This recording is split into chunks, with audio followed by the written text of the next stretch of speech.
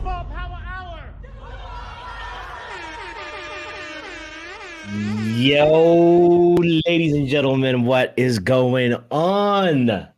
What's up? Big up to you for tuning in right now. Big up to you for hitting the like button. Big up to you for subscribing if you haven't done so. We are gathered here today to talk about the disaster we witnessed at the Emirates yesterday. Well, we always do this little thing where we give players performance grades, talk about the individual performances, and look at the team performances and overall, and just sort of digest the game. So big shout out to you for joining in, and I'm privileged today to be joined again by the person that previewed those Arsenal game with me. He's a gooner. And, he was very confident that they were going to win. And, they got the result. And we're also going to talk about what is happening right now, because there is drama at Manchester United. Antony dos Santos is under investigation. Can we please have one day of quiet in Man United? Anyway, in a second, we'll be back. Make sure you hit the like button. Make sure you subscribe.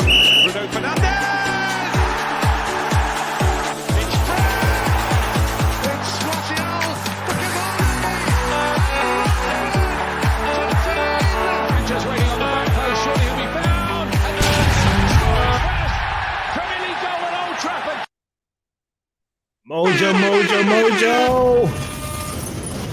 What up, botswanapapi? What up, Holmes? Nothing is up, fam, That's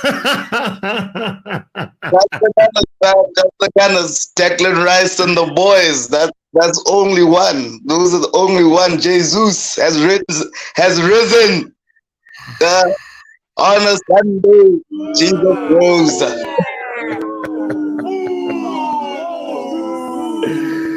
Here's the thing. I have to say it was a tight game. The scoreline does not reflect what actually happened in the game, right? And I think there was also some injustice incidents, VAR injustice. There seems to be an agenda versus Man United, and somehow the agenda carries on, and we saw it at the Emirates yesterday. No. Let's not start with the excuses. It was a fair game. Both teams played well. I'll give it to United. Both teams played well. And I think United probably better in the second half in terms of creating chances. In the first half, we had probably majority of the possession, but there was nothing really going on in terms of actually building up play. Other than Rashford's goal, I think you probably only had maybe one or two shots at goal in that first half. So I don't think you were there. You weren't present in the first half. The second half is where you guys really kicked on and made a game of it. But if you look at the stats, actually, according to live score, I'll throw you some stats quickly, all right? Yesterday, I have the stats right here with me, but go ahead and say the stats that you want to say. Arsenal had 5 shots on target versus United's 2, 4 shots off target versus United's 1, and 8 blocked shots versus United's 7 blocked shots. So quite even there. 50% possession, 12 corner kicks to Arsenal versus 3 to United. So looking at those crosses, and this is according to live score, the live score app and mobile crosses, 25, 1 cross to Man United. So let's be real, dude. Let's be real. Arsenal, I think, had a better game. They had the better chances. Kai Havertz. Let's not even get started on Kai Havertz. I'll save Kai Havertz for later. Saka missed sitter against and just hit it straight to another. So I think, dude, Arsenal really should win, deserve to win that game, and I'm happy that we won that game. The ref, though, I think he did dirty to both sides. The ref did benefit both sides, in my opinion. To my side. What are you talking about? To both sides. In the first half, he made it a point of making all the calls for United. Look at all the first half decisions. Second half, then he changed and decided to make the calls for Arsenal. So even.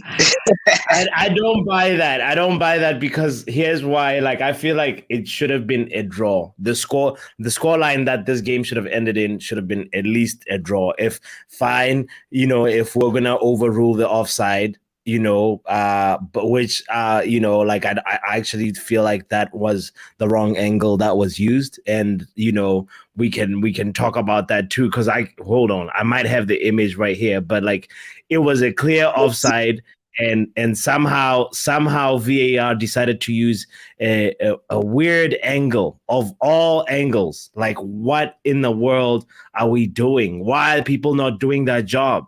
And it's not the first time where somebody that's doing VAR is not doing that job. But like, look at this. Like, we're looking at this from the wrong angle, first of all. And if at all, the only thing that's highlighted right there is showing that, his arm. And if you can't score with your arm, it doesn't count if you score with your arm. So if the arm is offside, why is this thing judged offside? It's so despicable. I don't think, like, I'm gonna side. Even Ten Hag came out after the match and said this was the wrong angle. This was bad refereeing. Penalty also on let's talk about the fact that we saw a WWE tackle. It was almost like Undertaker versus Stone Cold Steve Austin when on Haaland. Like, how is that allowed? How is that gonna be allowed in the game?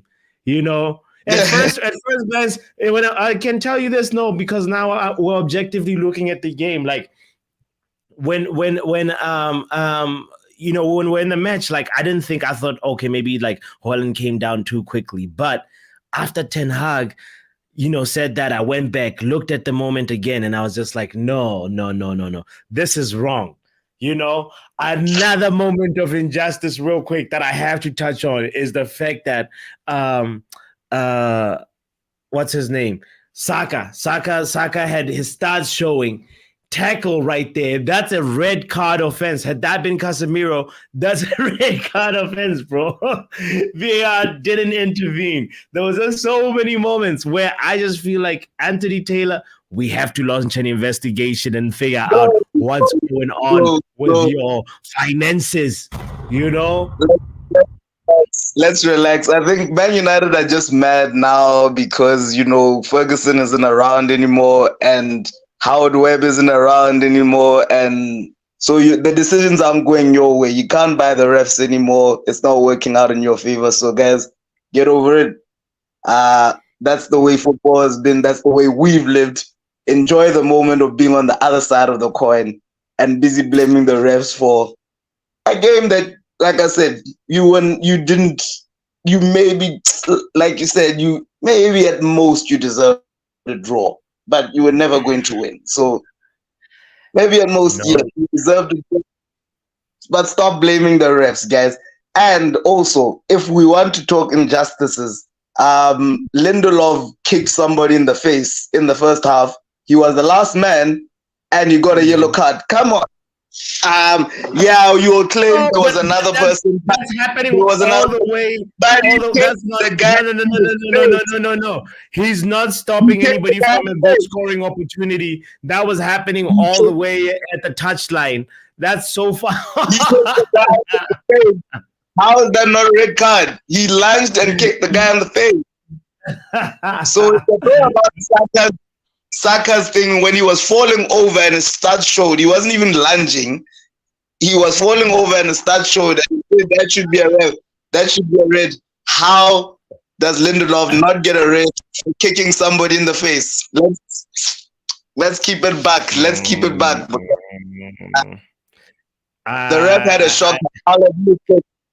For me, the ref had a poor game. There was even in the first half. I think he called a foul. I forgot which incident he called a foul, which the linesman hadn't even flagged. He just made his own casual, pure decision that no, let me call. His real. I think Antony Taylor was bad. We can stick on that. Whether he was worse for United over Arsenal. He was just bad. He was just. So I think the name of the VAR guy might be like Gerard Gillette or something like that. So he's this Australian chap who is not experienced, and he is obviously scared of Antony Taylor, and he's scared of saying, no, you got it wrong, just go take a look, there's a foul, bro. That goal that Declan Rice scores, at first I was like so surprised, being like, how does a player control a ball with his chin, fam? And then he's not even set up properly yet, and he has time to take 1-2 steps and then wind his foot up and put a shot in, and then it goes in the net. How is that possible in a corner kick moment? And then it came down to the fact that when you watch that moment again, you see how Johnny Evans is actually being fouled by Gabriel, I believe. And VAR does not say anything. They just keep quiet. This Gerard Gillette picked up on that. Actually, I'll go rewatch the clip. It would have to look. You'd have to look at the proximity of where Johnny Evans and Gabriel. I'm assuming why you picked up on that is because they're near the back post where Declan Rice. Yeah. Okay. Yes. I've seen the clip. Or analyze the clip enough to see what's happening in the middle there. Analyze the clip. Okay, look at this. There is a player. There's a player right there. Does Johnny Evans look like he's going on a joyride? He wants to go down to the floor for free by himself while Declan Rice is winding himself up here? You see? You know what I mean? Well, Johnny Evans was supposed to be marking Gabriel. They're tussling like any other corner should happen. What do you wonder? Those calls are never given. Where have you seen that call ever? Give me an example. Now you're just looking for excuses, dude. Where have you give me a time where the ref was called to go see one of those situations? The English refs don't do that. Bruh, they needed to see this. I don't know. Hold on. If this is the second one. Look at this. He's even lower to the ground now. Look at that. Both his knees are bending. Like the one being pulled from the back. So I don't know. I don't know what to ask. Why aren't you talking about those 4 other guys who are just straight chilling? This guy, look at this guy who's standing with his hand up. Know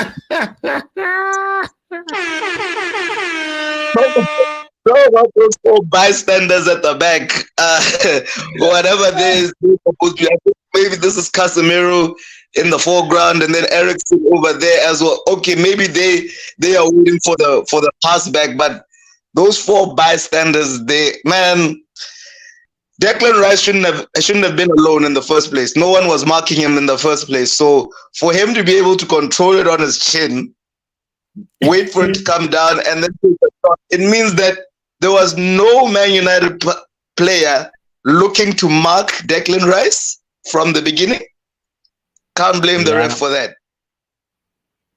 Johnny Evans was clearly supposed to be marking Gabriel, and they got into there. That's 2.5 dozen of another, dude. There's nothing going on there. It's general corner action. And it never goes. It never ever goes. Forget about that. That's general corner hustle. That's general corner hustle, dog. What? Nah. That's foul. That's foul play right there. For Straight me, up the corner hustle. Nah. And most of the time, the attacking player is the one who's always given against the attacking player. Never, hardly ever, So, no. Yeah, Let's move at the end of the day, for me, I feel like this game could have gone anywhere, and why I'm frustrated. It's because even my manager, like went out there and said, "Listen, we were done wrong as a club. This is wrong." You know what I mean? When you go to the manager, when you look for tactical explanations, and right now he was like this. Right now, I mean, today, meaning yesterday, we were clearly there was an agenda against us, and we were just victims of it. But it's okay. It's okay. These things, it's not the first sounds time. like excuses. Sounds like excuses. You can't. Look, sad for Ten Hag that you guys are broke and you couldn't buy defenders. And right now you're looking at Johnny Evans, like you finished the match with Johnny Evans and Harry Maguire. Dude, we were gonna score. Harry, no. The last time Harry Maguire and Johnny Evans were good, I think Come on. Leicester won the things, dude. We not Harry Maguire and Johnny Evans, bruv. No. Look, Yeah. I think Ten Hag, like I said, that for me is excuses. You guys had a generally good game overall. Like you said, the second half was better. But if we look at it, if we analyze Man United, first half, you scored on the counter. Like I said, that was maybe one of two shots that you had in the first half. True. You had most of the possession for 20 minutes of the game. Arsenal only got in the game maybe 20 minutes. That's when we actually started playing football. But you can't remember an attack where you actually found Rashford, where you actually found Martial, where you actually found Antony and made a clear goal-scoring opportunity. True. We have to keep facts. Compare that to our game. Fair enough. Saka didn't have one of his best games, and shout out to Dalot. I was giving you a bit of slack earlier in the group about Dalot, trying to pick Zinchenko over Dalot in left back. He had a very good game because he actually. But apart from that, give me another menu. Rashford had a good game. He was giving Ben White a big problem. But apart from that, give me some other Man United players that stood out in the game who really showed up. Well, we'll do this thing real quick where, I always do player grades, so I'm just going to write down the lineup real quick in a second. So as we're doing that real quick, I just also want to say, I was the thing that disappoints me the most is that we didn't take advantage of the fact that we had this guy. How can we not win when we have that guy in the team? Come on, man. Man United had an extra player. I had an extra player for Antony Taylor. And our extra player was Kai Havertz, and it was just what's going on? Declan Rice really put on a shift covering this guy. Declan Rice really put in some work covering the mistakes of what Kai Havertz was doing. Because my God, Kai Havertz, my God, he really tried hard to help you guys get that game and do and thingy. First he misses the chance. Then he gives you guys the goal. Sure, man was trying. He was trying his utmost. I think for me now, Arteta it should really be done, brother. No, it should really be done. I don't want to see Kai Havertz in our starting lineup again for a hot minute. Fabio Vieira came on. He made an impact. He's made an impact in 2 games. Leandro Trossard has said he can play. He can play along the front 3. He can easily play there next to Odegaard. Emil Smith hasn't had minutes, but I trust Emil Smith Rowe more in that position, then I trust. Man, we have options. I don't want to see Kai Havertz in another Arsenal starting lineup for a very long time. Man, I hope he keeps on trying to fit him in and shoehorn him into the team, because at the end of the day, like it's fun to watch from afar, and I hope you guys lose points while you're at it. Anyway, let's go ahead and talk about at least the menu players and say, for me, I'm gonna give Onana B minus. Here's the thing, like he still needs to protect that near post better. I know it was a deflection, and he only had like one proper save, and it was a shot that was directed at him, straight at him from Saka. So needs to protect near post better. Yeah. I would give him a C plus, because even I think in the first half, his distribution wasn't quite. That wasn't his fault. He wasn't. Did you see the difference when Haaland came in? There was like a little bit of a target. There was a little bit. The ball could stick when it goes to our front line.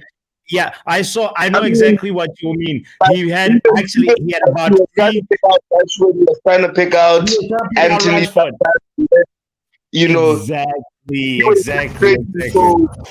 Rashford wasn't making the run, but I think C plus for me. I remember now. You made me remember the two long balls that he landed straight on Ben White's chest. And I was just like, come on. But at the same time, it's like he's able to do that, and we're still not capable of like capitalizing on Onana's strengths, and that's partially not his fault. So for me, it's a B minus C plus. All right, cool. Dalot for me had one of his best games this season for Man United. To be able to just it's incredible, because your wingers, let's be real, both your wingers are just incredible. Martinelli and Saka are just on another level, and to be able to just, I actually call them Sakanelli. That's when you don't have enough money to buy both shirts. but anyway, so Dalot B minus. This guy from 7 to 11, fam. Sakanelli.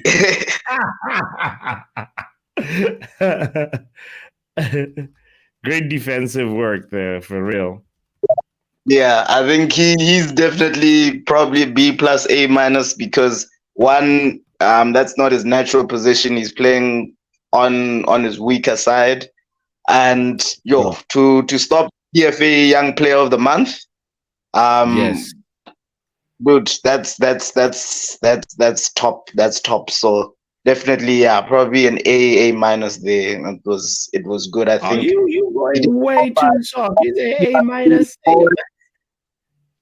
No, I mean, because he didn't offer forward, but maybe that's just the whole Man United thing. I really can't put that on him alone. That could just be a whole 10 half and a whole Man United just being poor as a team. So yeah, I guess let's just give him an A, man. All right. We'll round it up to a B plus. We'll average it out to a B plus. Lindelof for me. Other than Rashford, he was probably your best player on the field yesterday for me. Who? Lindelof or Dalot? Dalot. Oh, okay. All right. Yeah. I mean, it was a good game. It was a solid game. He didn't really look out of place like he has those moments where he looks a little lost. You're like, Dalot, and he's he doesn't know where the ball is. It behind him? Is it for But I just have to big him up and say he did his thing. But he nearly gifted Havertz that chance. He's the one actually who headed the ball. Like, that was the only moment where I was like, Dalot, what are you doing? Yeah. Exactly. Yeah. And had a misplaced pass for Bruno. He was just lucky he picked the right guy. I remember there was also a time, I think gave the ball back to Antony, and I told you, I was like, nah, don't worry, I was telling Shaqs actually, I was like, no, don't worry. Yeah. He gave it to the right. Yeah. Nothing's happening. Then Antony did what Antony does best, laughed his lines. Facts. All right. Let's talk about Lindelof then. Lindelof, for me, I feel like he made a mistake also in the first half, which then he had to foul, obviously. But then, but he was just decent before being substituted off, right? Like for me, decent performance. Didn't really do much. Like for me, he shouldn't have been on the pitch, really. But the fact that he managed to continue on the pitch, I would give him a B-. He didn't do much. He didn't do much until he got substituted. Yeah, it's a B-. I feel like that's a solid place. Okay, Martinez, on the other hand, for me, like it was. So what was interesting to see about you guys? Your press was so toothless, and partially was just because of Lindelof and Martinez's brilliance. Like he was just so calm, and we beat your press so many times. Sometimes we end up taking the ball back when we don't need to, when we're actually in a moment where we need to progress it, and he was so important in the way we built up, and that's the only little positive for me that I could see that, we were definitely fine with playing around with your forwards running after the ball, So yeah, what grade? What would you say, and what grade would you give him? Can't really remember much from Marty. I think I remember a few shots that he was blocking. He made a couple of good interceptions. He had a good Martinez performance. Not top level, but not underperforming. So I'd give him a B again, like Lindelof. He probably had just that bit than Lindelof, but I'd just give him a B as well. An unlucky injury too, actually. So anyway, all right. Recklessly. All right. I know it's is it Martinelli who equalized for you guys? It was Odegaard, but it was some brilliant play from Martinelli.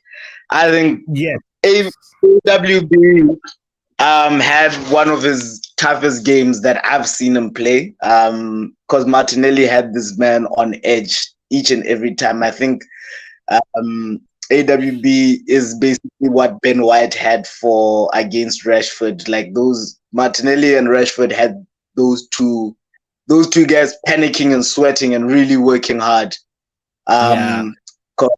Rashford beat and White for the goal, and even our first what's his name? Actually, Rashford beat both Ben White and Gabriel. He made both of them look like a cone with just that. That was a really nice goal. Wan-Bissaka, I would say him had a B. I'd say even a B- or C plus. Yeah, B- C plus. He wasn't one of his best. Yeah, he didn't really, as usual, he didn't offer much going forward, and he had a really tough time against Martinelli in defense. Really, he didn't.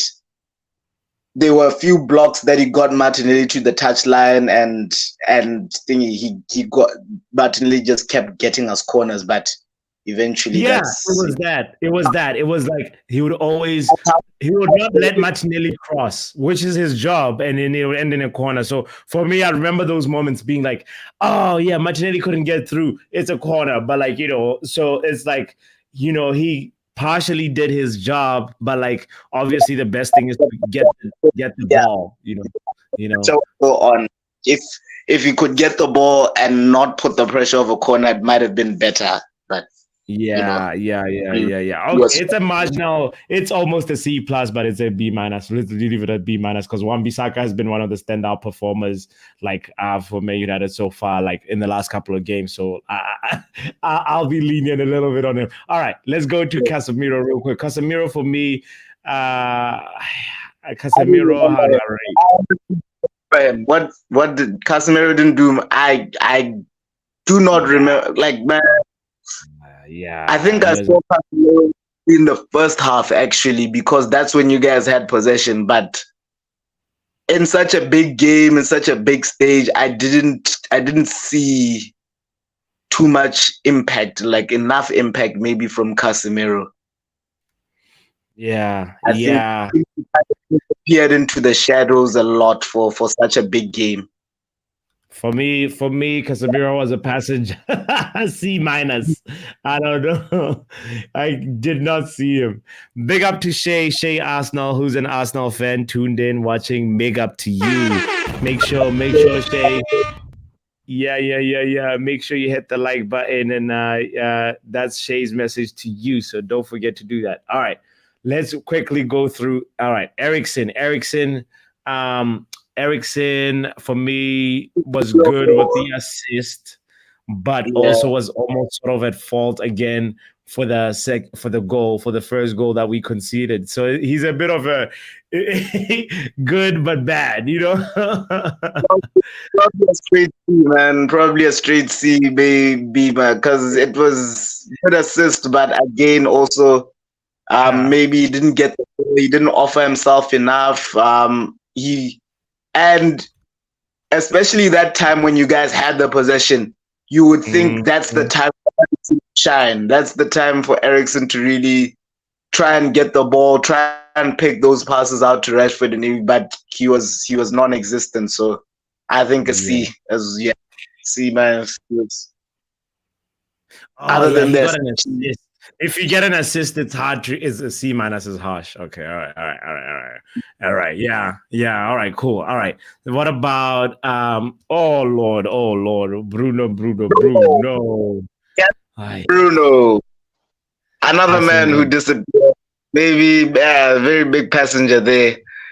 Maybe you're gonna blame Saka's tackle on him being a player, but let's. Yeah, man. Oh man. The whole game, man. He was missing. He was missing in action. Yeah. He passes MIA. C minus even. I feel like Ericsson did marginally better than Bruno.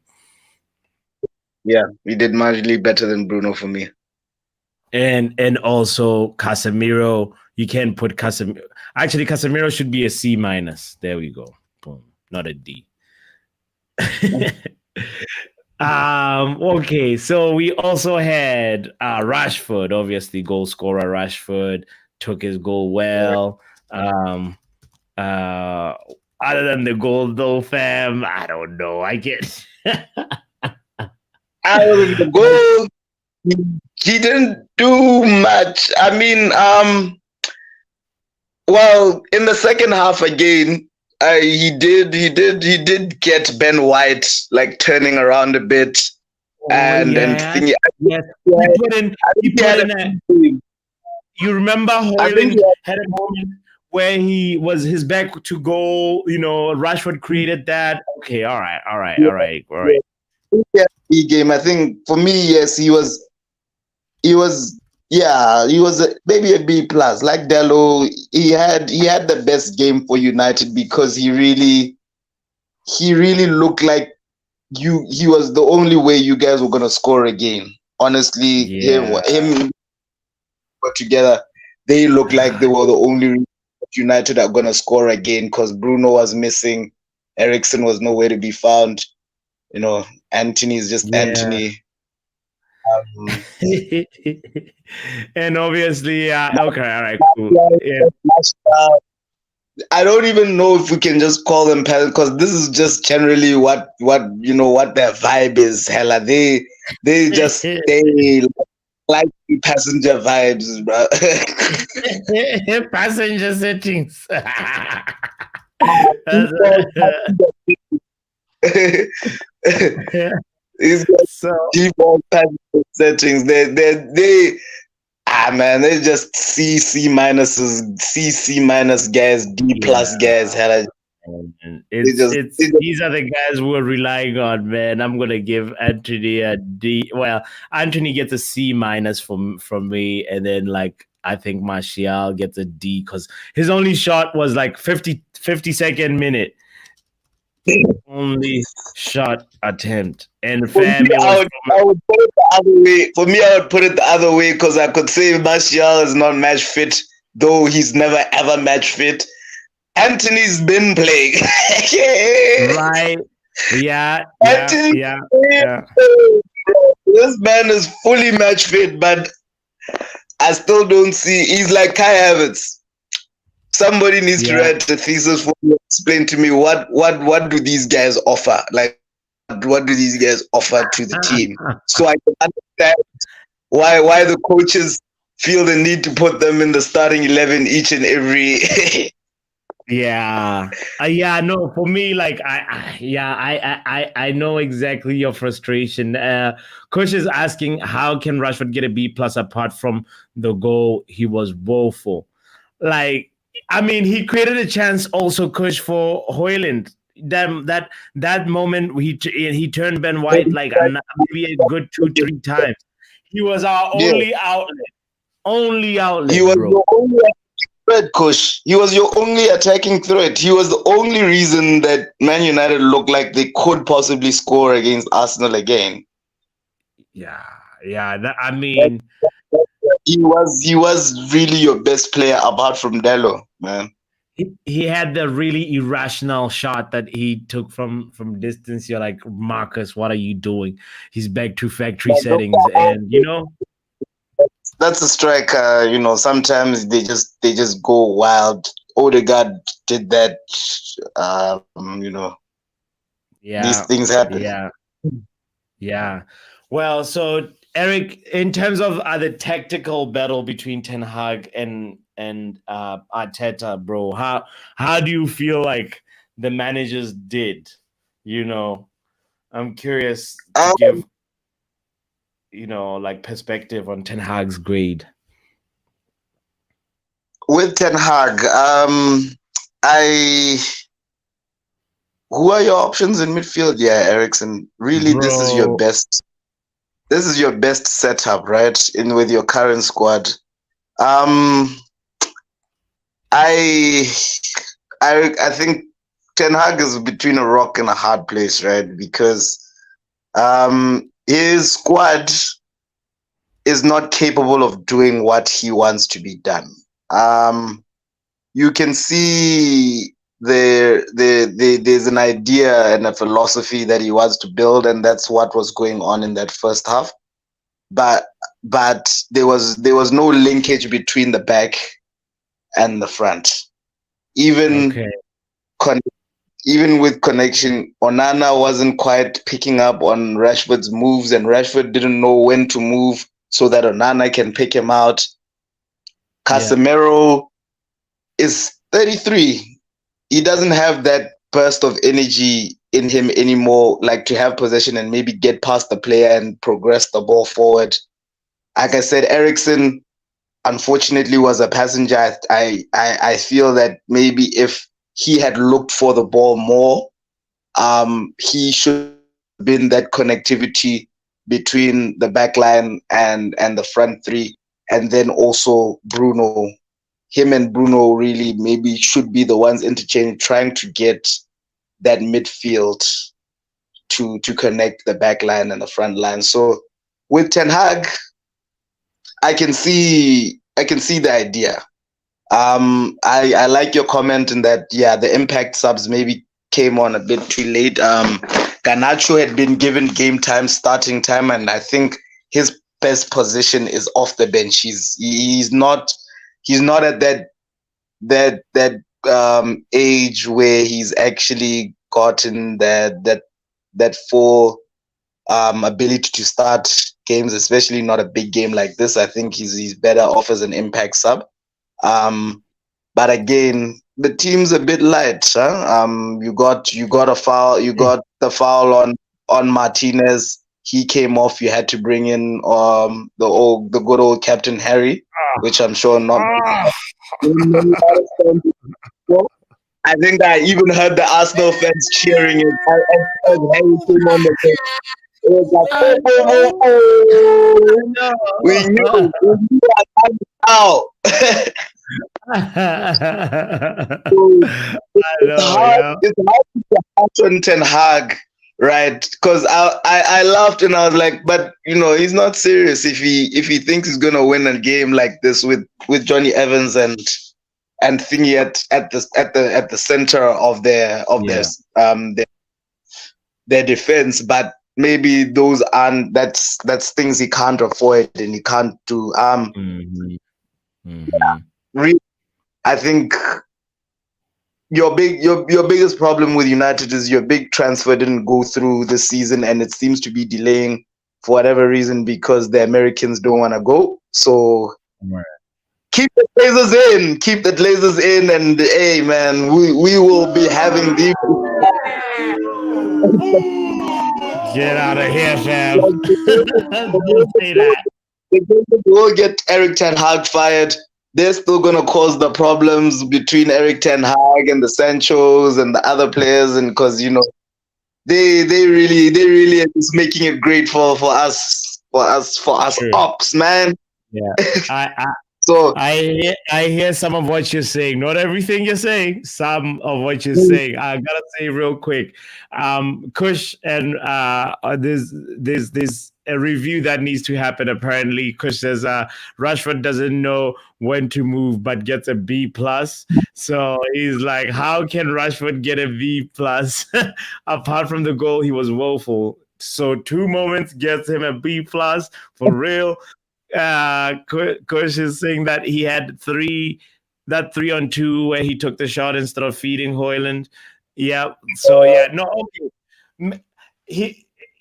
I see what you're saying. Kush, and also never miss Rob too. It's like Rashford a B+. What show is this? Talks for.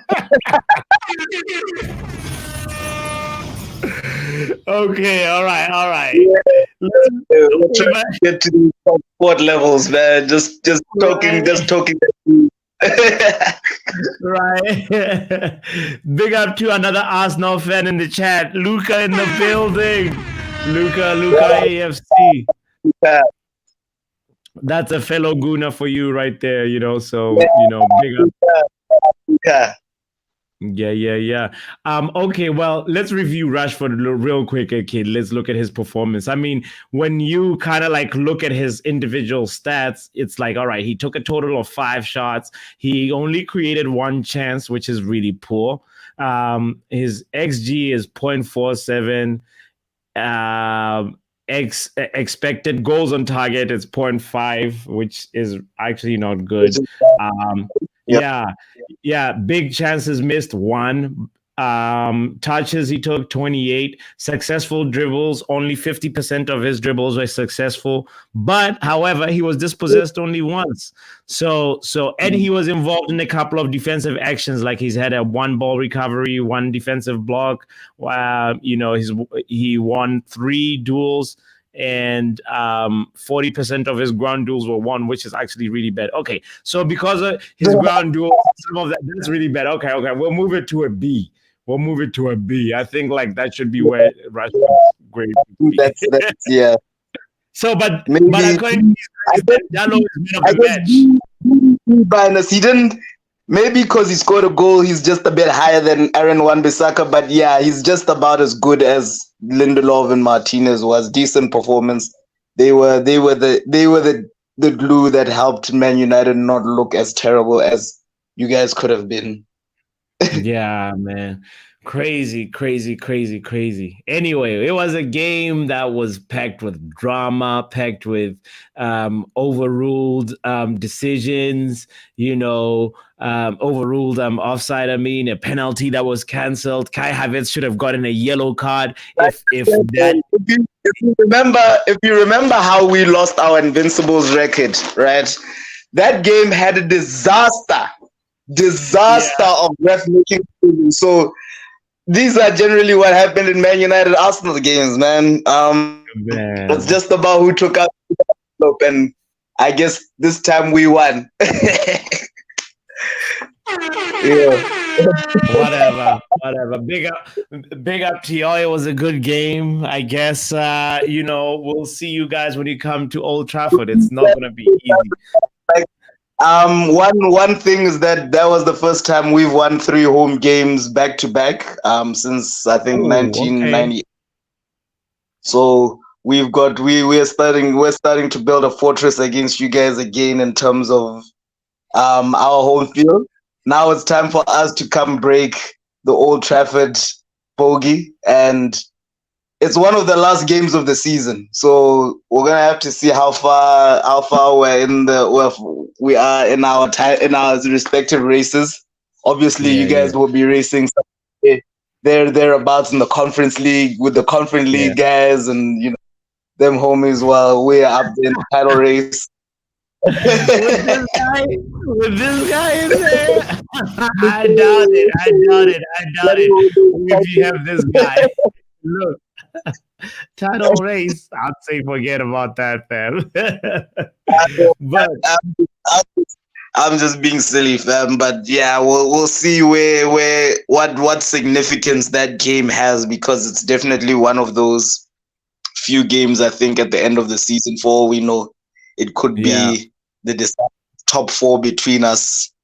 But yeah, from my side, Arsenal Guna fans, to Luca and all guys, let's bow down. We've seen Rice score his first goal. He was immense on the pitch. I think I remember him making 2 big recoveries in the first half. He was literally all over. He's trying to recover for that Kai Havertz oak. Look at the ball carries. Like, he was actually doing some big work on for covering for Kai Havertz. Happy to see Gabriel Jesus back on the pitch with a cold finish. It was a beautiful sight to see. That was a violation. We are happy. We shout outs to all those guys. And yeah, goodness. We're now going to the international break. Let's hope the momentum keeps going after that Man United W. All right. Well, we'll end it on there. Look at that. Good luck this season. Yeah, that's the one. That's the one. That's the one. Whoever did this is pure violation. They said he's napping with a book. He's like nap time. Good real violation. Onana's is a guy we still have to yet to see the greatness out of him. I think they've said he's conceded 8 goals in 4 games, which is very high. 2 goals. So maybe the defense isn't quite helping him out just yet. Hopefully, Amrabat, so the savior. With Amrabat, everything is gonna be okay. He's gonna fix everything. Like, he's the player we've been missing, We shall wait and see with great excitement. We will be there. Anyway, well, I wanna switch before we switch the focus of the conversation real quick, I was gonna say, look at the top chance creators in the Premier League so far, and look, considering other teams, we got Mitoma, Estupinian leading the pack right there, man. It's like crazy how Brighton is cooking so much. Right now, Brighton are a very scary team because they are playing some good football, and they look like they can really tear a team apart. Yeah. So Brighton is a very scary team. If y'all don't watch how Brighton is replacing you in top 4, Brighton mean business. Nah. Get out of here, fam. Get out of here. Get out of here. Anyway, ladies and gentlemen, if you're just tuning in, make sure you hit the like button. Make sure you subscribe if you haven't done so. We're chilling with Mojo, who's joining us from Botswana. He's a Guna, and big up to you if you're a Guna in the building as well. We have a few Gunas, and we're gonna switch the focus of this show from the Arsenal and Man United game and talk Man United stuff. So Mojo, I know it's late over there, fam. So if you have to leave, it's all good. So we're gonna talk about what's happening with Antony real quick, briefly, and then end the show. So in a moment, we'll be back.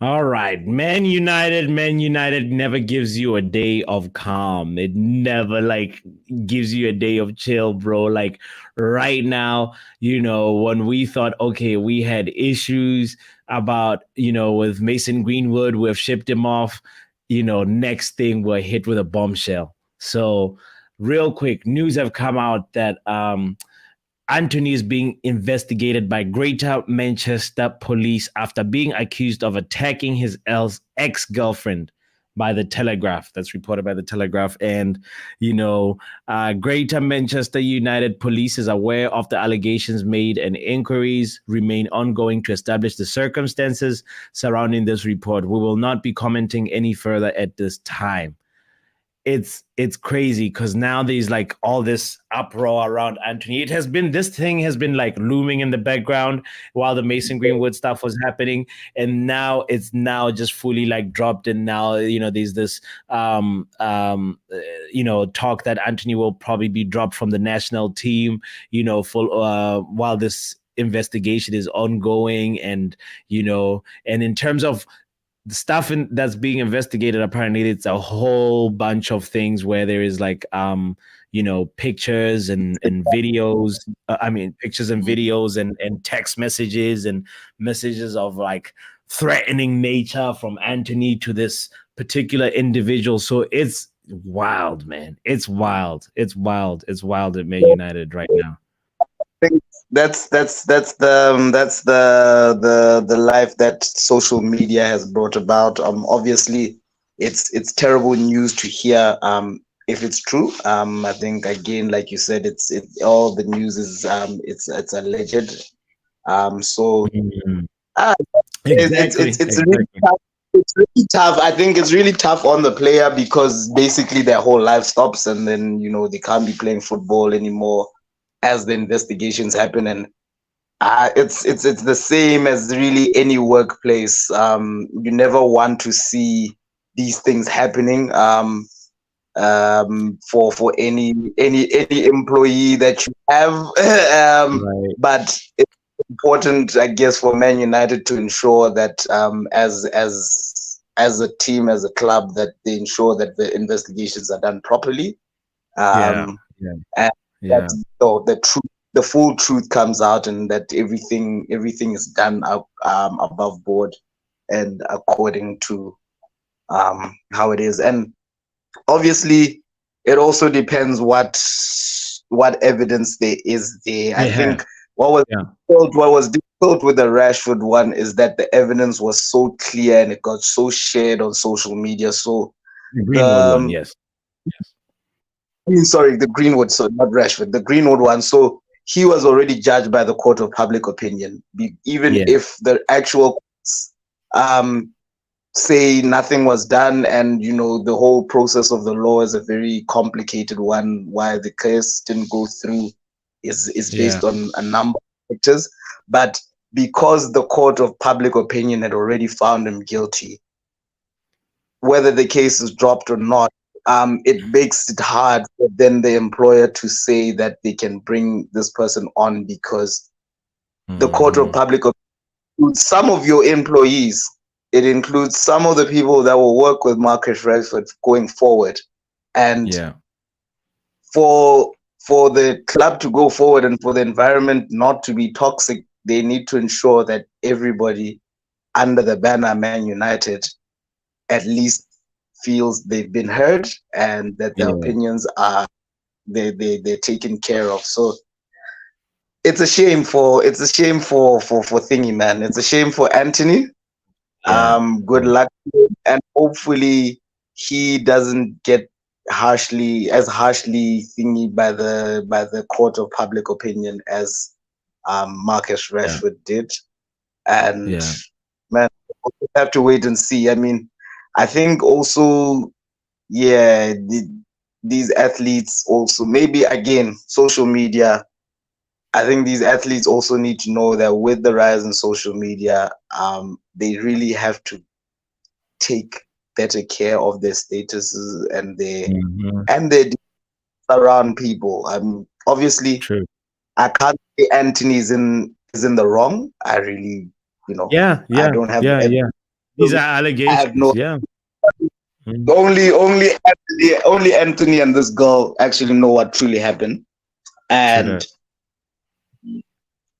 but he knowing that he put himself in that situation in the first place is what really I would advise the future athletes and the younger athletes coming out is that, you have to understand that your life, if you ever get to professionalism, that your life on the pitch is as key as it is off the pitch, and you have to really rid of certain connections, certain behaviors, because now we are so connected. Maybe back then people got away more because there was no devices to share it, and it was word of mouth rather than any. So good luck to Antony. I think, hey man, right now United is in such a difficult area. It seems like it's so toxic over there. So you guys sorting that out. I agree with Kush. That hyena, that's some serious, and Netherlands. We the heavy in that. Pogba done visited a very strong guy.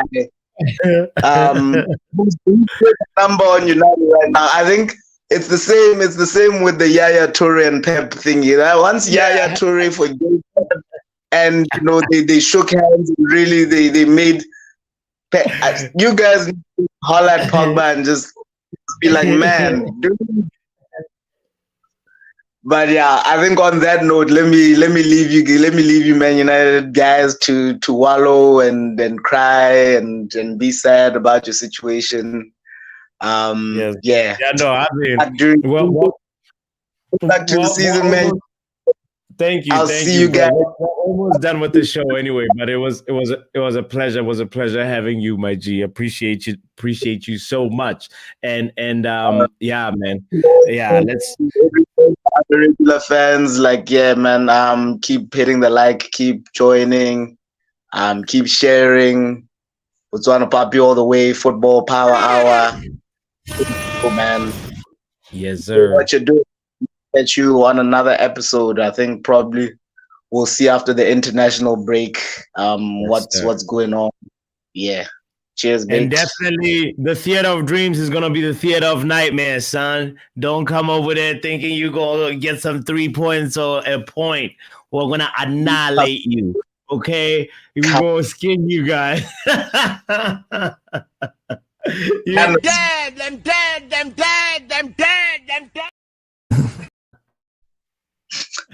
Yeah, bro, for real, you guys are dead. But anyway, big up to you, fam. Let's quickly wrap up the show and say, it's crazy how this Antony thing is unraveling. It's a little bit, we'll be doing him a disservice if we don't read out Antony's response to this situation real quick. So, because as Mojo said, these are allegations. It's still an allegation at the moment. We have to take this information with a grain of salt, right? Now, Antony's side, he says in his statement, out of respect for my fans, friends, and family, I feel obligated to speak publicly about the false accusations I have been a victim of. From the beginning, I have handled this issue seriously and with respect, providing the due clarifications to the police authority. The police inquest is under cover of justice, and therefore I cannot make its content public. However, I can say with confidence that the accusations are false and that the evidence already produced and more to be produced show that I am innocent of the accusations made. So Antony is out here claiming Accusations. These are not accusations. This is false accusations. Now, my relationship with this person, out of respect for their name, I will not say them, was tumultuous, with verbal offenses from both sides, but I never practiced any physical aggression. Every time, whether in testimony or in interview, she presents a different version of the accusations. Woo-wee! By the way, I've never read this statement. I'm just reading it out loud now because I just saw it at this very moment. So the last sentence reads, thus, I come to deny the accusations made and inform that I remain at the full disposal of the Brazilian authorities to clarify what is needed. I trust the ongoing police investigations will reveal the truth about my innocence. Antony, I hope we're not going to be sending you to Getafe now. Antony, I hope you are really, really, really, really innocent, because it sounds like he's like, yo, I this person is, what's that word? Psycho. It sounds like Antony's like, I ended up with somebody over here that changes the version of the story every time they make a statement. That's definitely gonna not end up well with the police. I don't know about that. Anyway, at the end of the day, I hope this is a small chapter that can be put behind, because we do not need any more drama. Please, please, please, Man United, let's keep the steady ship moving forward.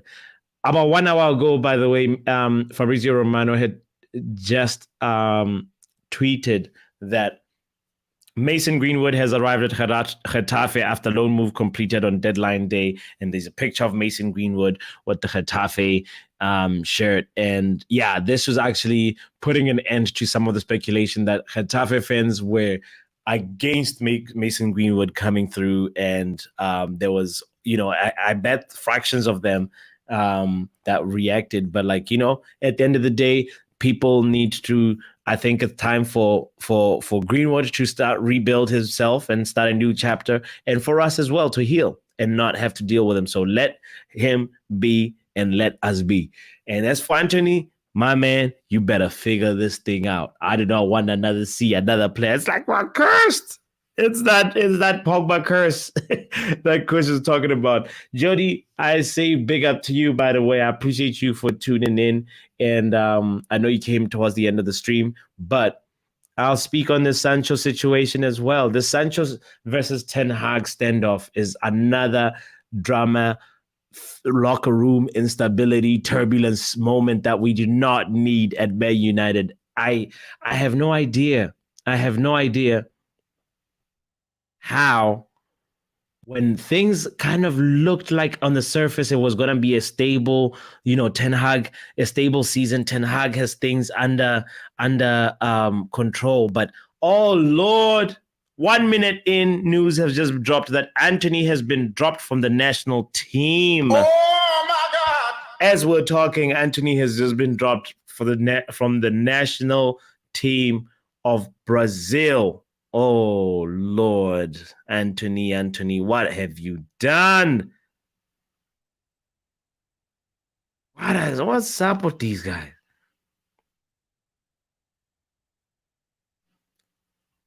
Now, Man United is definitely going to have to release a statement soon addressing this. Oh, Lord.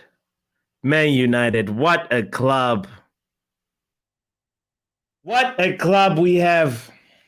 Guys, I'm worried for the future of our club. Anyway, I do not want to drag on this show. Let's hope there's going to be some stability at the end of this, because when we come back from the international break, we have to hit the game. We have to hit the games running. We have to be plug and play and go, because right now, this very moment, we are 6 points behind Man City. Even Spurs is ahead of us. West Ham is ahead of us. Crystal Palace is ahead of us. Brentford, Nottingham Forest is